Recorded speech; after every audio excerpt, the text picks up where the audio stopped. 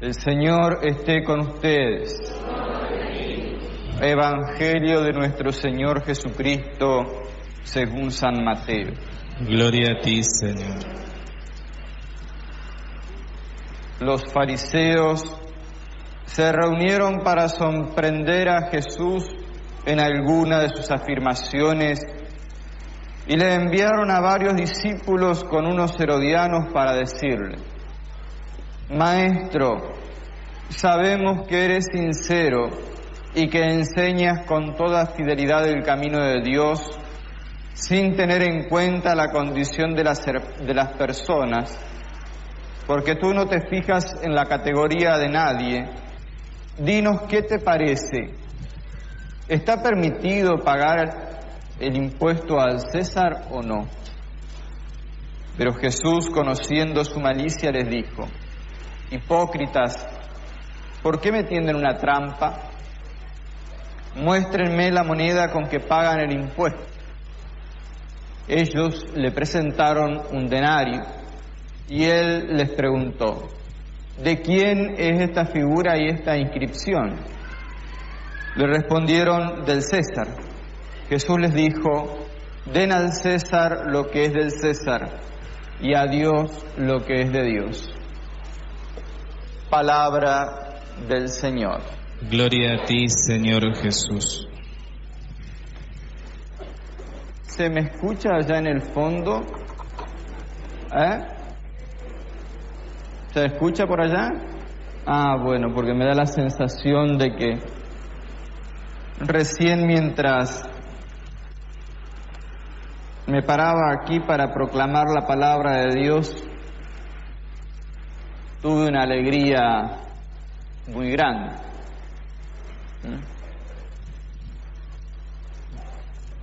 Que veo un gran número de los niños que han tomado la primera comunión el sábado pasado o ayer, que están aquí presentes, ¿no? Eso es un motivo de gran alegría, así que les pido un aplauso para ellos.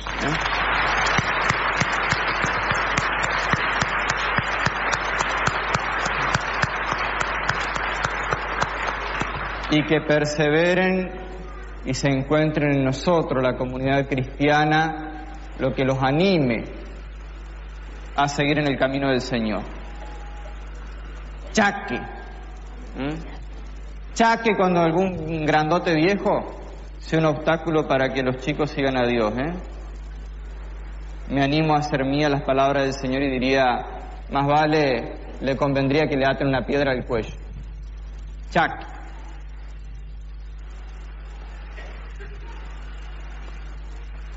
A partir de la cita que acabamos de escuchar en los labios del Señor, den al César lo que es del César y a Dios lo que es de Dios, se ha dado mucha tela para cortar, ¿no? Sería bueno que nos detengamos en parte, al menos, de lo que implica esta expresión. Yo quiero hacer una salvedad. Nadie puede decir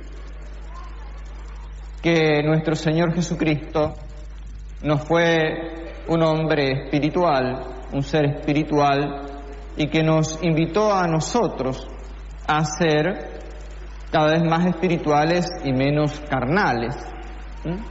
Nosotros lo encontramos muchas veces a este mandato del Señor a lo largo de las páginas de la Sagrada Escritura. Pero ahora hay que ver qué entendemos por espiritual y qué entendemos por carnal. Y si entendemos esta diferencia, vamos a ir entendiendo qué nos quiere decir el Señor y todo lo que resuena detrás de esta expresión: a Dios lo que es de Dios y al César lo que es del César. Hay cristianos, muchos cristianos, algunos forman sectas, otros están insertos en otras denominaciones cristianas, y también los hay entre nosotros, entre los cristianos católicos, que entienden ser espirituales como ser desencarnado. Nada más contradictorio a la realidad del cristiano. Nosotros los cristianos somos espíritu encarnado o carne divinizada. Cuando se plantea en la Sagrada Escritura este binomio o antinomia espíritu-carne, cuando se dice carne, se está haciendo referencia a una expresión griega que quiere decir lo más bajo del hombre, lo que sería ser mundano. Ser espiritual no quiere decir ser desencarnado, porque si no, muy sencillo, nuestro Señor Jesucristo no se habría encarnado en el seno purísimo de María. Y la encarnación de nuestro Señor Jesucristo en el seno purísimo de María es una verdad contundente. No que Angaú hizo como que se hizo humano. Se hizo humano. Si nosotros lo hubiéramos visto hace 2000 años caminar por los caminos de la Galilea y lo hubiéramos visto con el aspecto de cualquiera de nosotros, un hombre que come, que duerme, que tiene sueño, que se cansa. Y por eso que no es mentira lo de la pasión. En la pasión, en la cruz, el Señor verdaderamente sufrió por nosotros. No, que Angaú hizo como que sufría, pero él como era Dios no sufría. No, eso es una herejía del siglo II que fue condenada desde siempre en la vida de la Iglesia. Se llama adopcionismo. Entonces es una idea distorsionada. Cristo se encarnó y se hizo hombre como uno de nosotros. Y por eso que nosotros, los cristianos, somos una admirable síntesis entre lo material y lo espiritual. Eso de que yo soy espíritu encerrado en la carne, eso es contrario a la doctrina cristiana. Eso es la herejía gnóstica.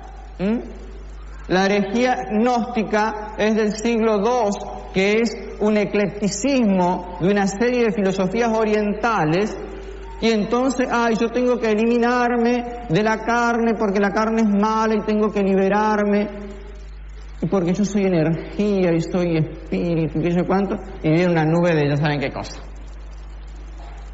Hoy esta herejía está presente con otros nombres y muy de la mano de las filosofías orientales, está muy presente en nuestra sociedad. ¿Y esto qué lleva? Que entonces el cristiano para ser espiritual tiene que ser desencarnado. ¿Y saben cuál es la trampa de esto? Que el que entiende así la vida cristiana entiende que hay que fugarse del mundo. Y entonces dicen que los músicos se juntan por la tonada, ¿no? Yo escuché ese dicho, yo de música no sé nada, ¿no? Pero dicen que los músicos se juntan por la tonada, ¿no? Entonces empiezan a juntarse los mismos que piensan más o menos igual y terminan formando unos grupetes medio raros, ¿viste? Que se creen separados del resto y que se creen mejor que los demás. Porque ellos son aún más espirituales. Chaque con eso. El ser cristiano implica ser inserto en el mundo. ¿Quieren la palabra de Dios? Vayan y busquen todas las citas donde el Señor dice que los cristianos tenemos que ser como la levadura en la masa o como la sal en la comida. ¿Dice eso o no dice eso la palabra de Dios? Bueno, ¿y entonces por qué queremos separarnos de la realidad? No, nosotros, nuestra verdadera vocación cristiana es a meternos en el mundo. En este contexto hay que entender esta cita del Señor donde dice a Dios lo que es de Dios y al César lo que es del César. El Señor nos invita a ser equilibrados. Eso nos está invitando. Nosotros, los seres humanos, tenemos en nuestra condición humana una herida. ¿Saben cuál es esa herida? No.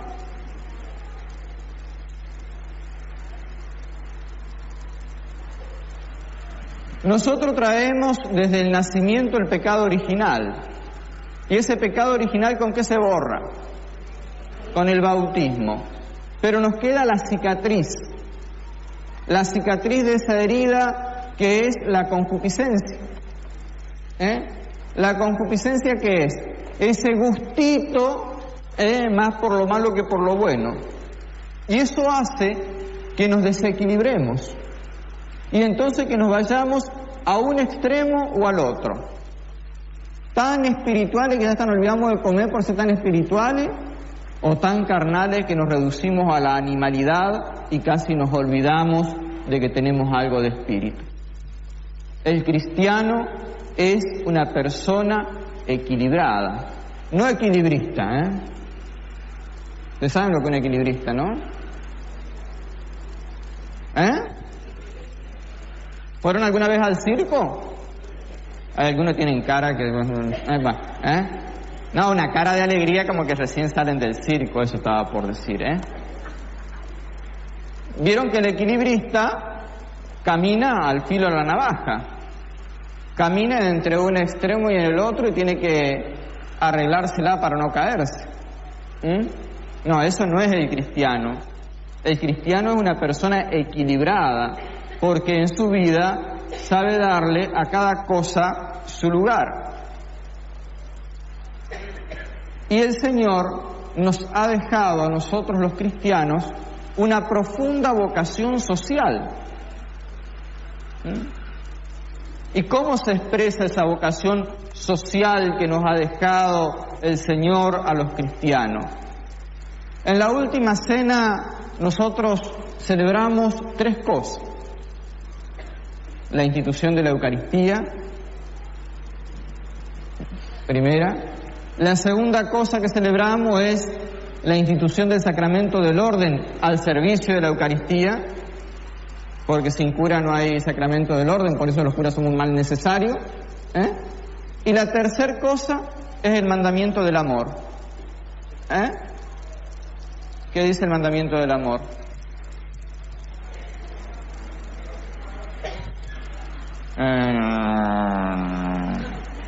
Eso dice el mandamiento del amor.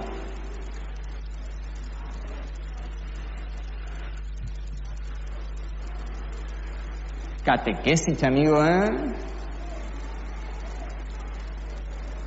El mandamiento del amor, amar al otro como uno mismo. Díganme si eso no es una profunda vocación social. Por eso que el Papa Francisco viene sosteniendo y manifestándolo una y otra vez, cada semana, cada 2 semanas, lo dice y lo manifiesta en Evangelii Gaudium, que la política es la más alta forma de caridad, si está bien vivida, obviamente, ¿no? Porque implica esa renuncia de uno para darse a los demás. El cristiano tiene que meterse en el mundo para transformarlo.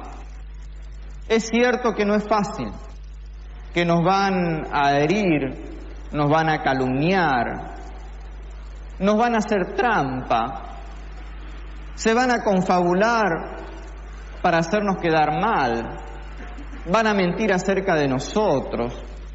Eso es cierto. Eso es cierto. Pasa.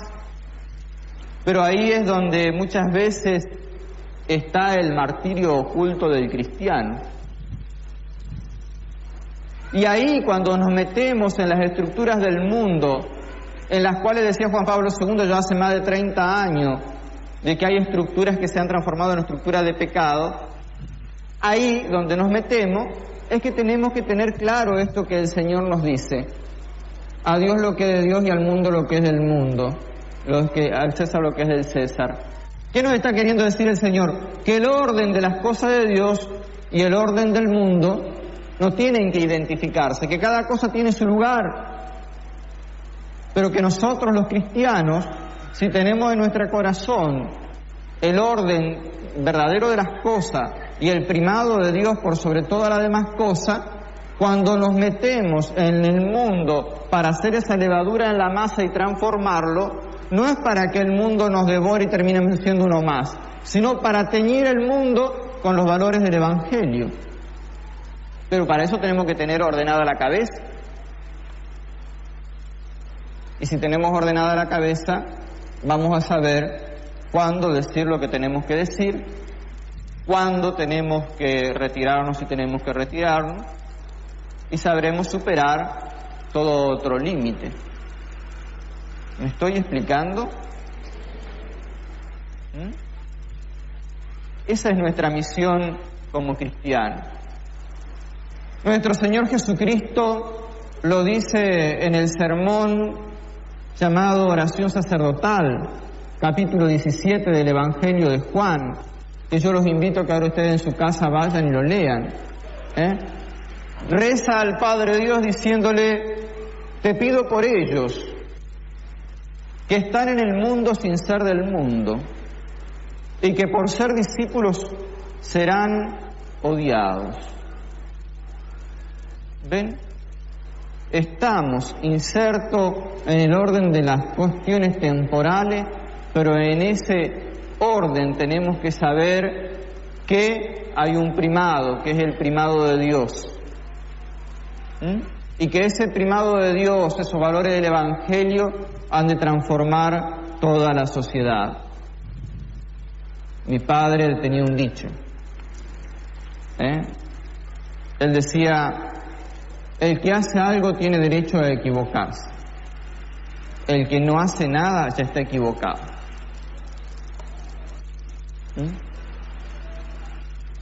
¿Cuánta razón le doy ahora, no? ¿Cuánta gente hay que por tirársela de que son demasiado puros no se meten en nada y entonces viven criticando desde afuera, pero no se arremangan y no se meten en el bar? Ahí es donde hay que meterse y meter los valores del Evangelio, teñir los valores del Evangelio. Y por eso tenemos que saber cuál es el orden de las cosas de Dios y cuál es el orden de las cosas del mundo. Esto nos está diciendo el Señor. El Señor lo dice en una sociedad teocrática. ¿Qué implica eso? Donde el Estado y la religión se identificaban mutuamente el uno con el otro. Y entonces el Señor Jesús viene a separar, decir, no son lo mismo, son dos ámbitos distintos, lo que no quiere decir que sean antagónicos, son complementarios, pero no antagónicos. Cada cosa ha de tener su lugar. ¿Me explico? Yo cuando rezaba esto, lo rezaba en el contexto de lo que estamos celebrando hoy, que es el Día de la Madre, ¿no? ¿O me equivoqué de domingo? ¿Estamos celebrando el Día de la Madre o no? Bueno, seguramente se han dicho muchas cosas muy hermosas acerca de las madres y van a ser insuficientes, porque del amor y de las cosas hermosas de la vida nunca decimos suficiente. Sin embargo, yo decía, hay una madre cristiana. ¿Cuál es el orgullo de una madre cristiana? La corona de gloria de una madre cristiana. ¿Con qué se puede presentar en las manos una madre cristiana ante Dios? Miren, si una madre cristiana le ha enseñado a sus hijos que en la vida hay un orden de prioridades, hay una jerarquía de valores, que ahí las cosas de Dios son de Dios y las cosas del mundo son del mundo, y que el hijo o la hija tiene que ayudar a transformar el mundo para que sea mejor, siempre desde los valores del Evangelio, le habrá dejado a su hijo, esta madre, las herramientas del discernimiento práctico y estará preparando hombres y mujeres que serán los que transformarán la sociedad. Le va a estar enseñando para el resto de su vida a tener las cosas en orden. miremosla a María. Si la miramos a María, ¿qué es lo que vemos? Una mujer sencilla, humilde, metida en la vida cotidiana, pero que sin embargo le transmitió a ese hijo un orden de prioridad. Le enseñó lo suficientemente bien lo que eran las cosas de Dios como para que ese hijo a los 12 años deje al papá y a la mamá y se quede en el templo, en aquella escena donde le dice: ¿acaso no tengo que estar yo en las cosas de mi padre? Fíjense, el Señor a los 12 años tiene en claro que tiene que estar metido en las cosas de su Padre, del Padre Dios. Pero eso no lo hace un fugitivo del mundo. Por estar justamente en las cosas del Padre, es que lleva en él mismo a cabo la misión que transforma la humanidad. Ojalá todas las madres cristianas puedan, como María, formar excelentes discípulos, discípulos que tienen el pensamiento, la cabeza puesta en las cosas de Dios y los pies muy metidos en